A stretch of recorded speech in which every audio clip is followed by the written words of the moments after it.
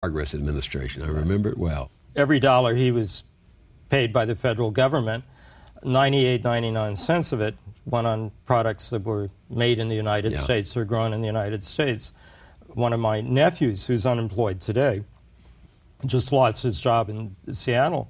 He takes his unemployment money down to Walmart or Sam's Club, and probably 45 cents of that money is stimulus to the Chinese or the Korean economies. So the stimulus in this country, Keynesian stimulus, doesn't necessarily have the multiplier effect. That is, it doesn't create as much jobs or circulate in the extent that it did before. And this is, of course, the huge difference between the situation today and the 1930s, which is that in the 1930s, the United States had the largest, most productive industrial machine in the world. It could make almost anything. The question was how to put the workers and the machines back at work.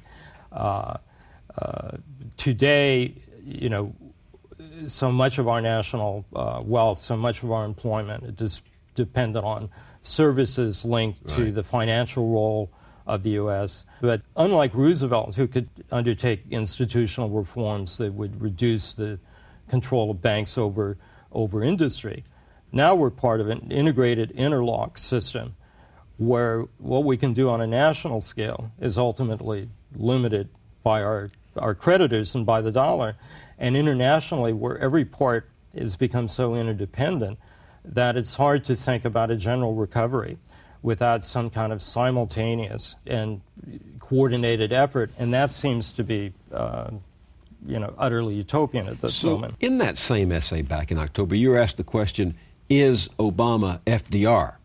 Well, I'm prepared to concede that in terms of his character, his moral beliefs, his empathy or compassion for Americans, but above all in his understanding of the urgency and the unparalleled nature of this situation. Yes, I mean, he could be Roosevelt, he could be Lincoln, but, I mean, Bill, obviously the real heroes of the New Deal were the millions of rank-and-file Americans who sat down in their auto plants or walked on freezing picket lines in front of their factories. They made the New Deal possible. They provided the impetus to turn Washington to the left. We're talking very differently about the legacy of Franklin Delano Roosevelt if it hadn't been for that incredible insurgency of labor and other ordinary Americans in the 1930s. Garment workers, for example, when they left the Socialist Party, so to speak, and went into the Democratic Party,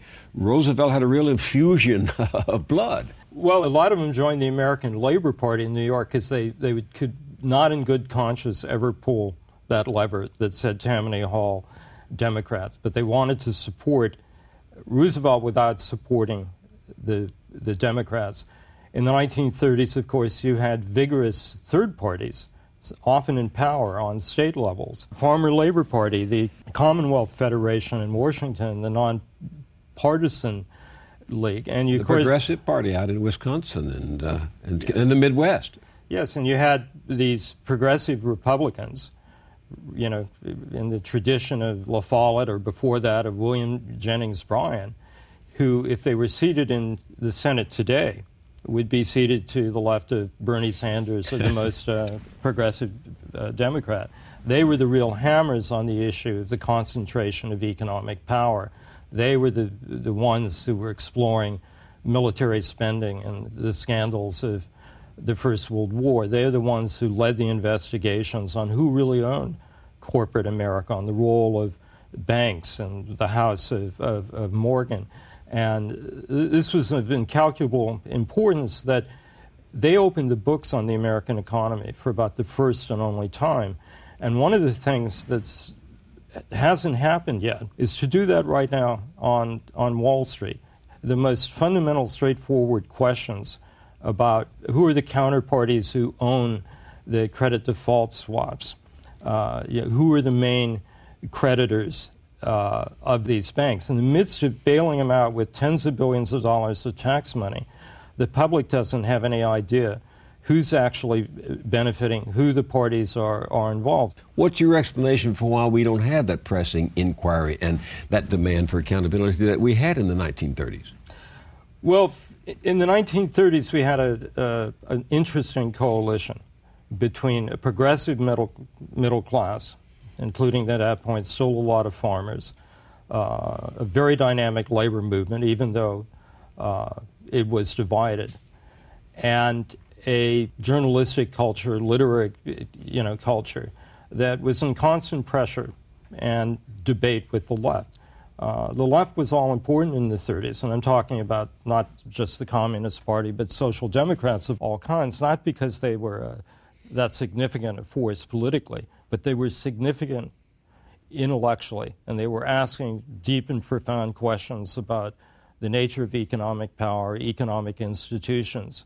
And in turn, this was leading, if not to sweeping reforms, at least to an exploration, for the first time in American history, really looking at who holds power, how does economic power influence political decisions in Washington, all the things that most Democrats and most Republicans are probably most afraid to explore. I mean, why are they afraid? Because they're the beneficiaries of the system. In some cases, I think with the president, he's come to accept that there's only really one way he can operate, and that's through, accommodating himself to the forces that exist and cutting compromises he sees as inevitable. The fact that they may talk about bank nationalization, but it's nothing more than salvaging the banks for the private sector rather than talking about the possibility of public ownership. But there have to be times in history when it's the necessary, not the possible, that has to come first in public dialogue.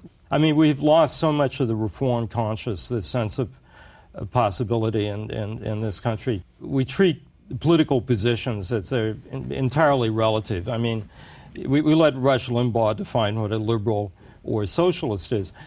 I believe that liberalism, New Deal liberalism, has a relatively precise historical benchmark definition. And which is? FDR's fourth-term election, when he ran on the idea of an economic Bill of Rights for Americans, something that Lyndon Johnson believed in and tried to renew.